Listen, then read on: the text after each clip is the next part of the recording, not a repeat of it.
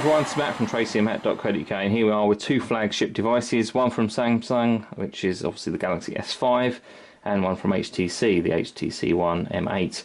I'm going to do a quick benchmark video for you because I know there's something that you might want to see in terms of how they compare. Now, we would expect, and certainly we do expect, that the Samsung Galaxy S5 should be the outright winner here, because we do have a quad-core 2.5 GHz processor, which is a Snapdragon 801 chipset, versus the quad-core 2.3 from the HTC One M8. So we will do a quick comparison here and run a full benchmark on both and let them get underway. So I'm using Quadrant. Obviously there are many other applications you can use to actually benchmark.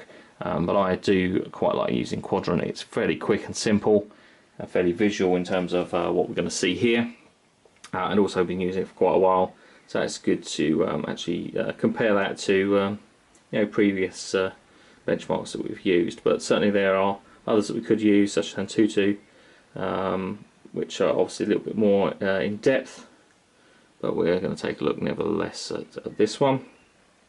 Let's say both devices have very similar specifications, same chipset. Both have 2 GB of RAM, and well, that's interesting. The HTC One finished a little quicker there. So let's go and take a look at our benchmark results. So that's pretty interesting. We are extremely close in terms of the benchmark numbers. We'll just bring that closer in just a second. But the Samsung Galaxy S5 23990 and the HTC One M8 23743. So if we run these multiple times, we do know that we will have different numbers. They don't always come up with exactly the same results each time. So running them again, we will end up with something a bit different.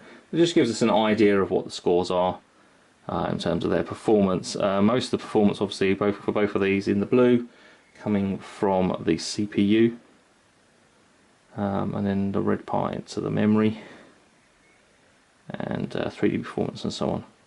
So both doing extremely well, and realistically are very close in terms of their overall performance, which is good to see, I suppose, in many respects.